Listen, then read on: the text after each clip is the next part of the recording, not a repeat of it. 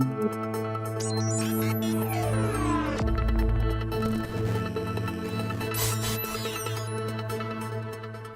again, everybody. I'm Kevin Christopher, and welcome to another LEX 18 Digital Conversation. Today we're discussing the explosive growth of Lexington and all the problems, debates, and arguments that have come with this topic over the decades. I'm talking with Frank Penn, who's been on the Planning Commission for some 15 years now. And Frank, as you look into the future of Lexington, do you think we're going to grow up, or are we going to continue to spread out? Well, I think we're going to grow up. And for two or three reasons. One of them is that that's the most economical way to grow. I'm not saying there won't be some expansion at some time, but given this present comp plan, and this is my third one, we still have adequate growth to do this. And what's happening downtown with infill projects and with revitalization of downtown is a direct result of not expanding. We have 1,700 acres of developable land. We have 5,600 acres of land that's either underdeveloped or not developed at all. So we have plenty of room to grow, and the city needs to decide infrastructure-wise if we're going to grow, how we're going to grow, and get in front of it and not behind it. So I think we're going to continue to grow the way we are. We're a big college town. It's a way of life. It's where people want to live. Nowadays, jobs follow people. And that's a total reversal from what it was maybe 15 years ago, maybe even 10 years ago. People can live right anywhere they want to and work. With the internet and with the digital era we're coming into, the need for cars is getting less, the need for services is just expanding, and more people are providing services. So I see Lexington as, with the broadband, hopefully we'll increase that, being a tremendous place to live, and people want to live in an environment that's comfortable and where they want to raise their kids. And the largest demographics going forward are 65 and older for the next at least 5 to 10 years. And that's something we didn't even look at 5 years ago. And the millennials and then the people that follow that, Generation Xers, they're not wanting to jump in and buy a house because they've got college debt. They want experiences, they don't want life's responsibilities, and more of them are just choosing to do their family thing later in life. How do you make downtown affordable, though? Well, anywhere in Lexington, that's the issue. Our land is so expensive, and expanding will not make the land worth less. People that own this land, it's an investment, and it's appreciating at a 3 to 5% rate. And if you turn around and sell something, say I sell part of my farm, County Real Estate Commission, I'm going to pay 34% just to get the cash out of it, and then I'm going to turn around and invest it at 2 or 3%. So unless I have to have the cash, there's no real reason to sell this. So that's another issue. It's called passive capital, and it's an issue. You know, we can change the zones, we can expand. You can't make people sell their land. All you can do is give them an opportunity to, and we still have land that they have an opportunity to sell that's up to them. It's market driven.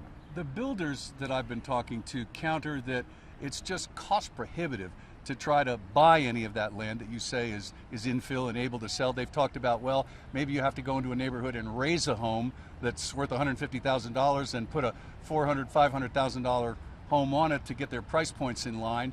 And yet they also say that it's essential for their survival and to keep them building in the county to expand the urban services boundary. And of course, the recent vote by the commission was, let's not do that for another 5 years. It's not necessary because we have all the land that you're talking about. We do. But the builders I talked to say, well, that's not necessarily true, and we're being forced to build in the surrounding counties like Woodford, Scott, and Madison. Well, 51% of the people that come to Lexington to work live outside the county.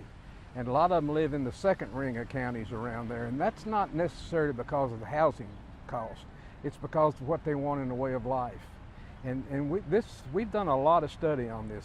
We've been working on this a year. This just went to the council. The Planning Commission sent it to the council, and they have till 1st of December to ratify it. And Do you believe it'll be ratified? I think it will be. I don't see any reason why it won't be. You know, the way we grow is going to change, but the way we live is changing. And we have to factor in the fact that the Lexington that we knew 10 years ago, and a lot of the development community are still working on last year's models, 10-year model. And I personally don't think that's a valid model. I think it's going to change. I think people are going to work where they live, and they don't necessarily have to have an office to do that. I spoke with a stay-at-home mom earlier today. She has 2 young boys, ages 5 and 18 months. Her husband works full-time in the medical services industry.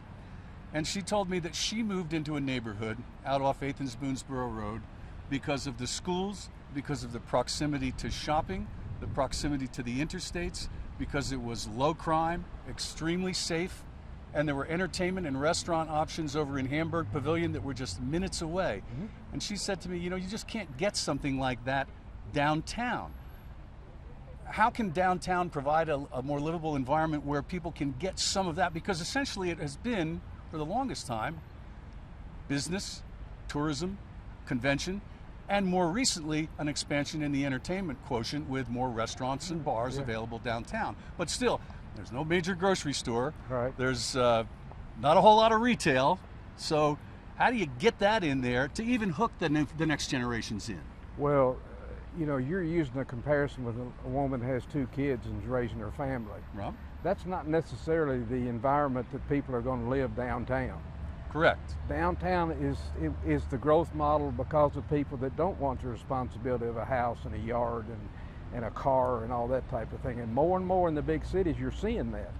And I think that's why downtown Lexington will grow, is because of the people that go to university here that want to stay, the people that can work anywhere and want to live in Lexington because of its amenities.